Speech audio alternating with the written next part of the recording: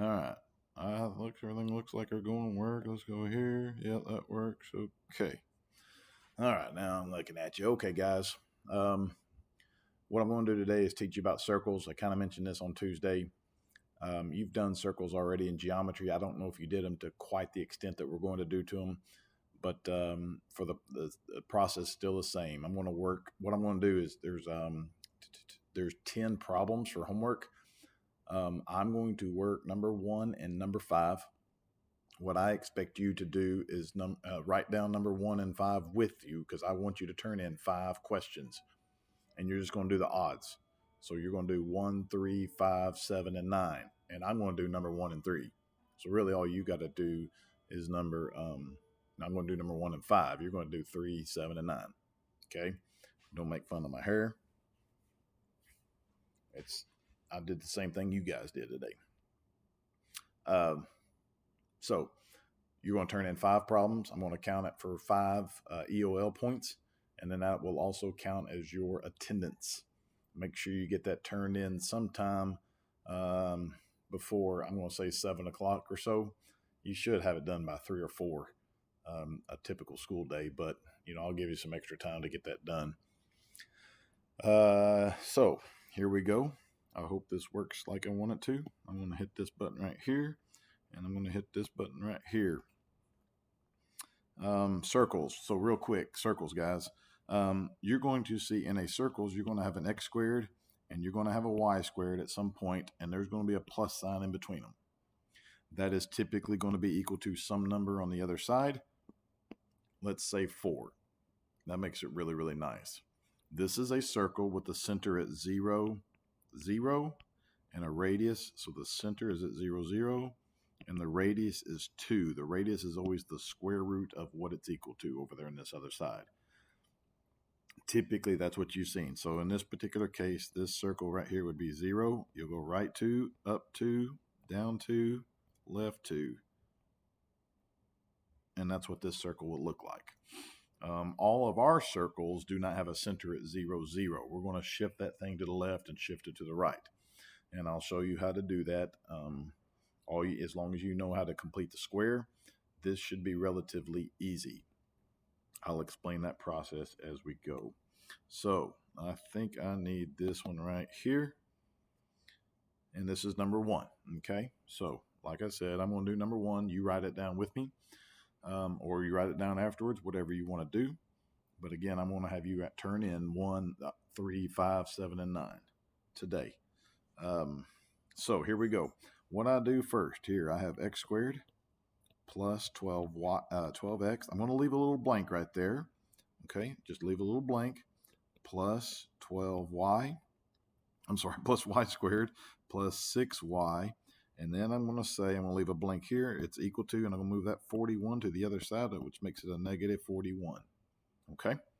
Now, what I need to do is complete the square. And if you guys can remember back in the day when we completed the square to write it in vertex form. That might be the only time we really completed the square. When you complete the square, you want to factor the perfect squares. So this 12 right here, I'll do it over here. You want to take half that 12. Half of 12 is 6, and then you're going to square it. That's 36. This number right here is what we need to add to complete the square. Now, because I added 36 to the left-hand side of this equal sign, I need to add 36 to the right-hand side also. Some students want to subtract right here, but remember, what I do to one side, you have to do the other side. So if I add 36 on this side, I have to add 36 on this side. Okay, let's complete the square of the y. It's 6. We're going to take half of 6, which is 3. Square that number, and that'll be 9. So I need to add 9 right here. Add 9 right here. Now what I want to do, let's rewrite this so that we can see this a little bit better. This is x squared, 12x, 36, plus y squared, 6y, 9.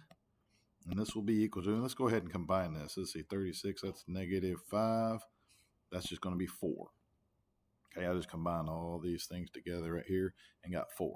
Let's go ahead and factor the x. Now, what's nice about this is because I completed the square, it will factor into x plus 6 and x plus 6. And I'll just go ahead and write it like this. All right, the y will be y plus 3 and y plus 3. What's nice is it's always going to factor into the half of that b. Okay, notice that 6 here and that 3 here. It's always going to do that. Okay, and it's b equal to the 4.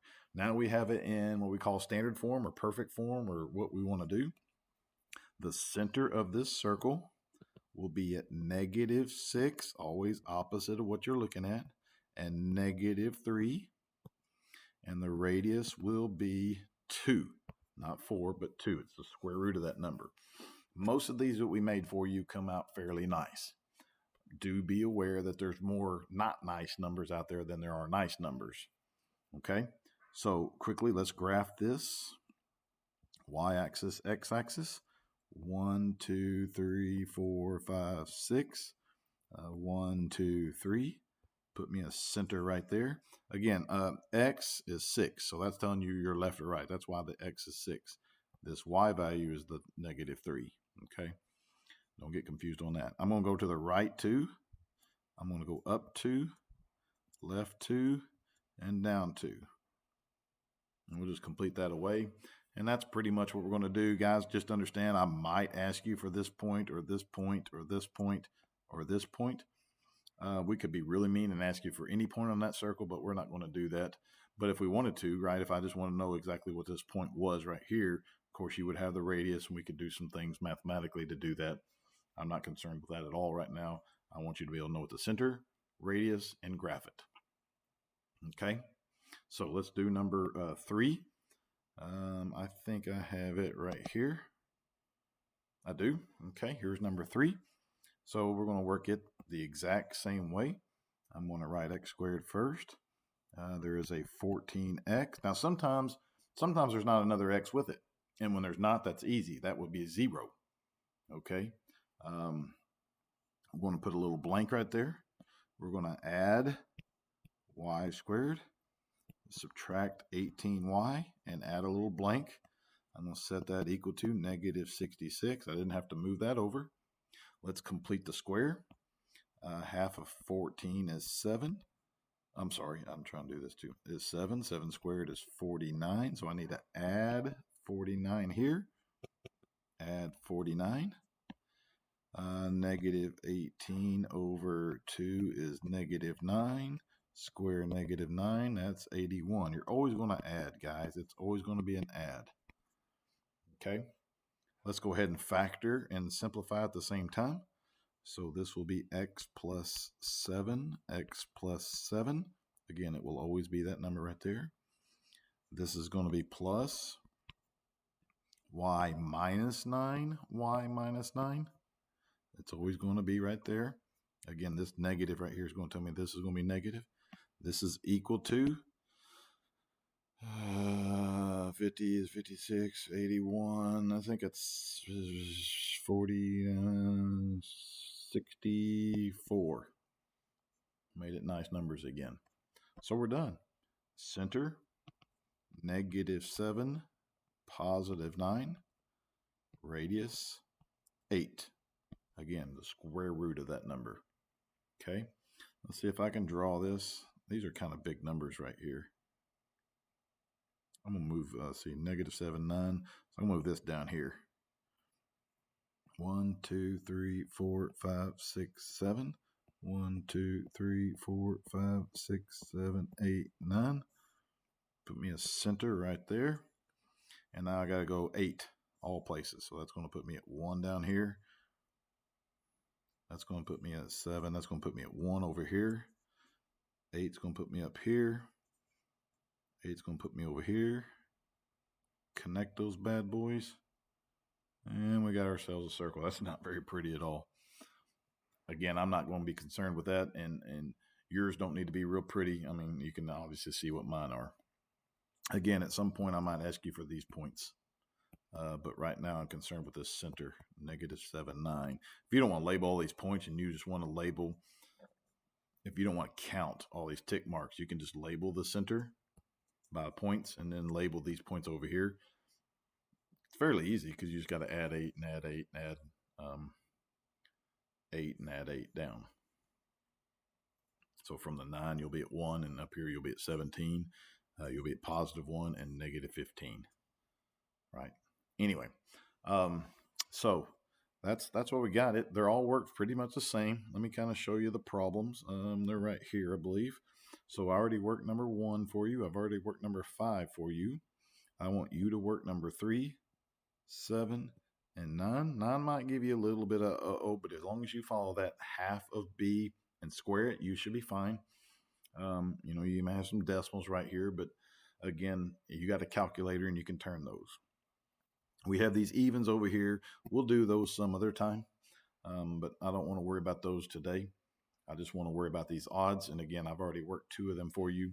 You work these other 3, piece of paper, scan them, send them up like your regular homeworks. I want them nice and neat and pretty so that your papers. I don't necessarily care about your work as much as I care about the papers. I'm going to give you 5 EOL points for it.